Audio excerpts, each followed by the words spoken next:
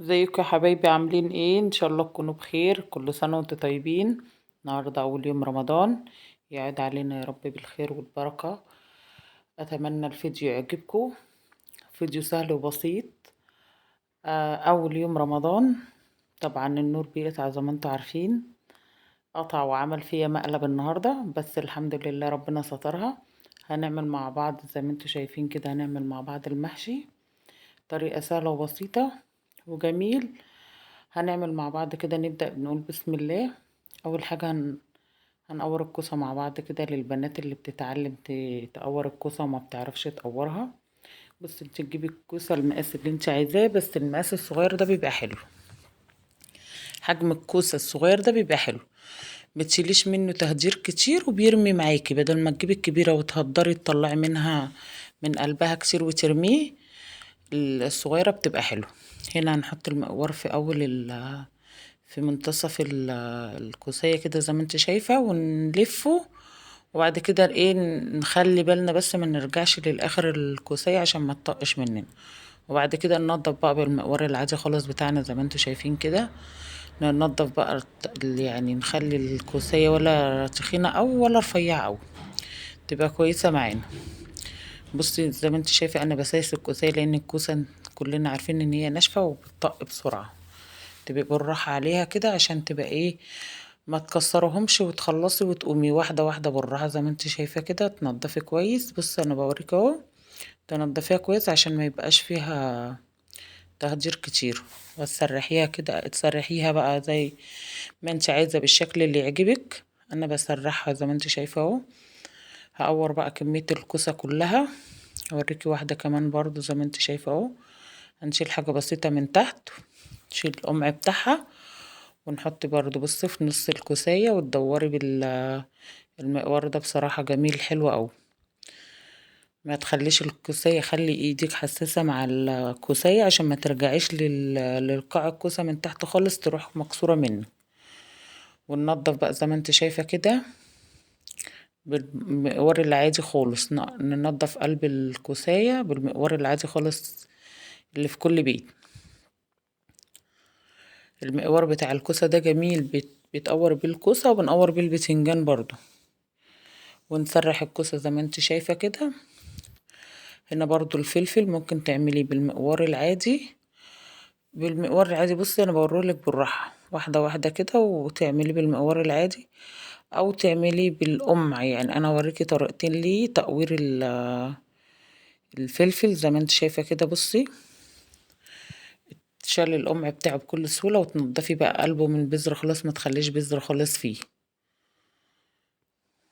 هنا انا بنضف قلب الفلفل زي ما انت شايفة كده. هوريكي طريقة تانية برضو لتقوير الفلفل. ان انت تمسكي القمع بتاعه.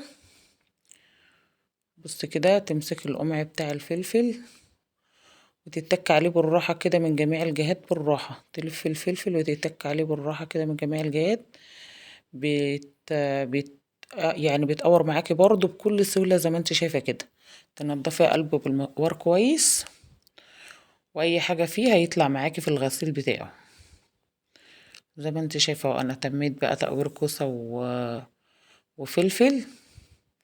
هنعمل بقى الكرنب، نخش نسلق الكرنب مع بعض كده. اول حاجة نجيب الكرنباية، هنقور الراس بتاعها بالسكينة زي ما انت شايفة كده بكل سهولة. يعني بتتقور معاكي وبتشال بكل سهولة.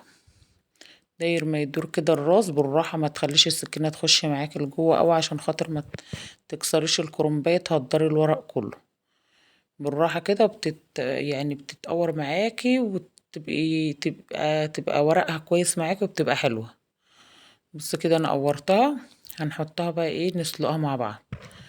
هنا انا المية بتغلي معايا زي ما انت شايفة، هحط ملح وكمون. ملح وكمون، وهحط الكرنباية بقى. هنا البخار بس هو اللي مش موضح الصورة شوية. هتحطي الكرنباية الاول على وشها كده، تكفيها على وشها قد 5 دقايق بس.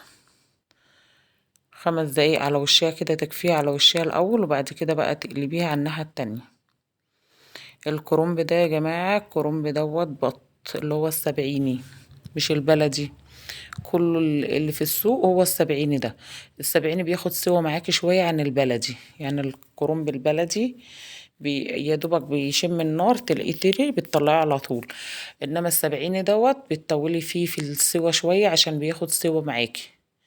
يعني ايه، بصي يعني انا بفكك الكرنبايه زي ما انت شايفه اهوت في الميه السخنه، وبغطس ما تغطسيش قوي عشان هو بيبقى ناشف شويه عن البلدي، عشان ما تكسروش. هتتك عليه بالراحه كده تنزليه في الميه. اول ما ينزل في الميه السخنه بصي بيطرى معاكي بكل سهوله. فكيكي بقى الكرنبايه كلها واحده واحده كده هتتفكك معاكي، الميه السخنه بتخليها تفك على طول. بس خلي بالك من السوا بتاعه شويه عشان خاطر بياخد سوا شويه عن البلدي. بص كده انا خلاص، بصي هو كده خلاص استوى معانا. هنطلعه بقى على صينيه واحده واحده كده، على صينيه ونفرده عشان خاطر ما يتسلقش منك زياده. هنا بقى انا بقطعه بعد ما استهدى شويه، هقطعه بقى الصباع المناسب معاكي، يعني كبير صغير زي ما انت عايزه قطعيه. انا زي ما انت شايفه كده بقطعه. بشيل العرق التخين اللي اول الحرف الورقه من فوق، وبعد كده بقطع بقى اجزاء للكرنب على المقاس اللي انا عايزاه. تقطعي بقى المقاس المناسب بتاعك زي ما انت شايفه كده عشان تلف الصباع يبقى محبوك معاكي ويبقى ماسك، ما يبقاش الصوابع يعني الورقه صغيره معاكي ما تحبكش الورق كويس. والعرق اللي في النص اللي بيقابلك برضو في ورق الكرنب يعني طلعيه كده من وسط الورق عشان ما يبقاش رخم معاكي في الحشو وانت بتحشي. هنرص بقى على مصفى يتصفى كده. انا قطعت الكرنب كله، وهنعلق بقى. انا هنا معايا الدكر غسلاه ونقعاه كويس. هنولع عليه زي ما انت شايفه. هنا نحط ملح لان هو مش كبير صغير، يعني انا عارفه مش هياخد سوا معايا، فبحط الملح عشان يبقى متهيأ من الاول. حطيت الملح والفلفل والورق اللورو والحبهان وبصل وجزر والقوطة زي ما انت شايفة كده، وهولع عليه على الناشف. في نفس الوقت انا حاطة مية سخنة بتغلي على عين تانية. هنا بقى حطيته شوية على الناشف وبعد كده اديته مية سخنة على طول. ولعت عليه بقى، وتخلي بالك منه برضو ما تسيش عليه. انا هركنه بقى واخدع معاكم ايه تخديعة المحشي. هنا خرطت كمية بصل كويسة كده. محشي يعني بصل كتير، قوطة كتير، خضرة كتير عشان يبقى طعمه حلو. حطيت حبة ملح صغيرة زي ما انت شايفة كده عشان البصل يدبل معانا بسرعة. وهنا القوطة انا مسبكة قوطة على عين تانية عشان ننجز في الوقت يعني. هنا انا هحط التوابل الاول. اول ما البصل يدبل معاكي زي ما انت شايفة كده هحط شطة، بابريكا، هنحط بهارات محشي. هنا بهارات محشي معاكي ايه. اما بتقلبي التوابل كده في البصل بتطلع ريحتها ونكهتها بتبقى حلوة قوي. وكزبرة وكمون وحبة فلفل اسمر. وهنقلب بقى التوابل دي كلها مع البصل تتشوح الاول كده. هنقلبها كلها زي ما انت شايفة كده تطلع ريحتها وتطلع النكهة بتاعتها. بتخلي ريحة المحشي جميل معاكي لما تشوحي التوابل كده في البصل الاول، وبعد كده تحطي عليه الصلصة. انا بحب احط الصلصة لوحدها لان انا بعمل كمية كبيرة والبصل بيبقى كتير، عشان لو حطيتي كمية البصل دي والقوطة عليه هيلسع منك على طول. انما انا بعمل ده لوحده وده لوحده بينجز معايا في الوقت، وفي نفس الوقت البصل بيبقى حي وبيبقى طعمه حلو ومسكر في المحشي. هنحيق بقى الصلصة بتاعت التغذية معانا. هنحط حبة ملح وحبة سكر صغيرة عشان ايه ما تبقاش يعني القوطة معاكي تبقى مزة. هنا بقى غسلنا الرز وحطيناها نشوح بقى، يعني تشوحي الرز شوية يتشمع معاكي كده زي ما انت شايفة. بصوا طبعا النور قاطع والإضاءة ما فيش إضاءة خالص زي ما انت شايفة، الحاجة مش واضحة. هنا برضو نبص على البطاية ونقلبها من الناحية التانية عشان يعني تستوي من جميع الجهات. هنا بقى هنشوح الرز. لازم تشوحي الرز كويس. بوريك انا شوحته وفضيته في حاجة واسعة يبرد. انا بحب يستهدى شوية عشان لو حطيت الخضرة عليه الخضرة بتستلوق معاكي ولونها بيغير على طول. انما لما تقلبي فيه شوية زي ما انت شايفة كده يهدى بقى، وتيجي تحط الخضرة تبقى حية وطعمها حلو معاكي. هنا زي ما انت شايفة انا غسلت الفلفل والكوسة وسايباهم يتصفوا. ودي كمية الكرنب بقى اللي انا قطعتها. وهنا بقى عروق الكرنب انا قطعتها وحطيتها في قاع الحلل. هنا الحلة اللي هحشي فيها الكوسة والحلة اللي هحشي فيها الكرنب. واحط بقى عروق اللي طالعة من الخضرة بتدي طعم حلو في قاع الحلة من تحت. هنا الرز استهدى معايا بقى شوية، هحط الخضرة بقى واقلبه. انا بحط شبت وبقدونس وكزبرة للمحشي بيبقى جميل. وزودي ما تستخسريش الخضرة بتخلي طعم المحشي جميل، بس انا حاطة خضرة كتير بتخلي طعم المحشي جميل. محشي يعني خضرة كتير يعني قوطة كتير يعني بصل كتير هتاكلي احلى محشي. انما انت يعني هتعملي رز مش هيبقى طعمه حلو. انما ما يعني ما تحطي بصل كتير وتحطي خضرة كتير وقوطة كتير بتخلي طعم المحشي حلو. هنا نحشي اول حاجة الكوسة زي ما انت شايفة كده. اهم شيء تحشي الكوسة وتسيبي زي عقلة منها كده عشان تسيبي مجال الرز يستوي معاكي. بصي عقلة كده من اول الكوساية من فوق. هنوقف بقى الكوسة جنب بعضها كده. هي في الاول خالص بتغلبيك شوية، كل ما تيجي ترصي يعني صباع الكوسة هيقع. مع الاستمرار هتوقف بقى وتترص. هنا برضو الفلفل نفس النظام. هتحشي هتسيبي برضو فراغات عشان الرز تسيبي مجال للرز يستوي معاكي. ما تلاقيش الحاجة تستوي ايه وتنطر الرز منك كتير. هنا بقى هنرص الفلفل جنب الكوسة لان هو الفلفل مش كتير. هنا زي ما انت شايفة هي الرز رصيت الفلفل جنب الكوسة. هتلمي بقى اي رزاية على اي قرن فلفل على اي كوساية عشان ما يبقاش شكله وحش في التسوية.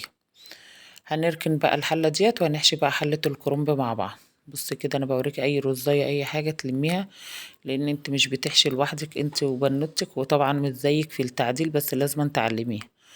هنا برضو الحلة برضو الكرنب هنحشي الاخضر الاول تحت في قاع الحلة ونطلع بقى بالفاتح.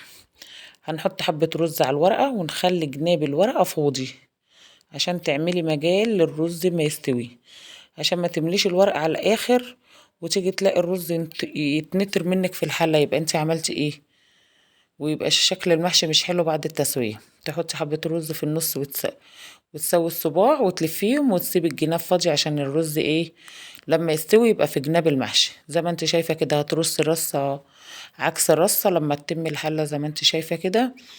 كده انا تميت حلة المحشي. يعني زي ما انت شايفة كده حشيت الكوسة وحشيت الكرنب. هنبدأ نسويهم بقى. طبعا انا بحب احط ورقة على وش المحشي الكرنب وورق العنب عشان ما يتفكش معاكي. بس هنا بنوتي كانت قطعت الورق الصغير اللي انا كنت سايباه. هحط برضه هنتصرف مفيش حاجة هتقف. هنا الشوربة بتغلي. هنا بالنسبة للشوربة بتاعة الكوسة يا دوبك الكوسة زي ما انت شايفة انا موقفاها. هحط بس تلت الكوساية شوربة بس. يعني انت تحطي تلت الكوساية شوربة بس ما تكتريش عن كده عشان اصلا الكوسة بتجيب ميتها. يعني الخضار في ذات نفسه في طبيعته بيجيب ميته. فانت زي انا مش عارفة انت شايفة كويس ولا لا. هنا تلت الكوساية بس. ان كنت مش شايفة كويس هو ايه يعني تلت الكوساية بس مية بس.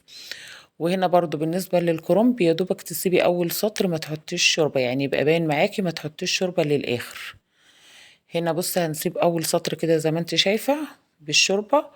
وهتروحي ماسكة الحلة تهزيها عشان الشوربة تروح في كل اماكن المحشي كله. بصي تهزي لازم تهزي حلة المحشي كده معاكي عشان ايه كده خلاص سواها يبقى كويس قوي.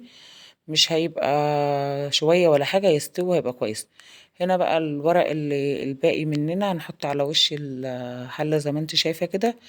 بيخلي الرز ما ينطرش معاكي برضو يبقى حلو.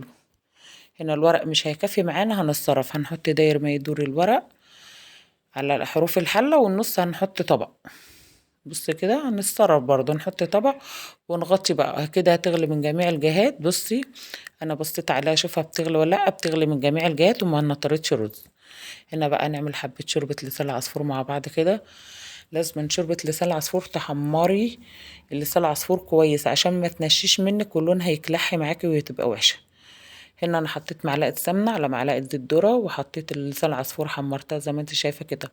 حطيت رشة ملح بسيطة معاها لما لونها بقى ذهبي زي ما انت شايفة كده حطيت الشوربة عليها. هنا شوربة لسان العصفور، وهنا المحشي معانا زي ما انت شايفة اهو، وهنا صلصة طماطم زي بتاعة الفتة بالظبط بعملها جنب المحشي برضو. وهنا المحشي زي ما انت شايفة خلاص بتشرب، وهنا الكوسة خلاص بيتم سواه. وهنا بقى دكر البط هحطه تحت الشواية يتحمر.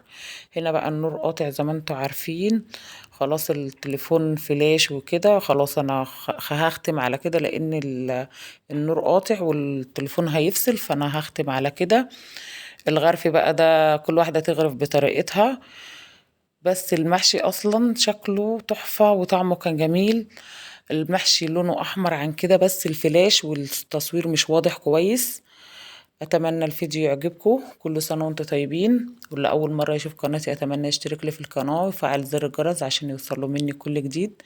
اسيبكم في رعاية الله، السلام عليكم ورحمة الله وبركاته.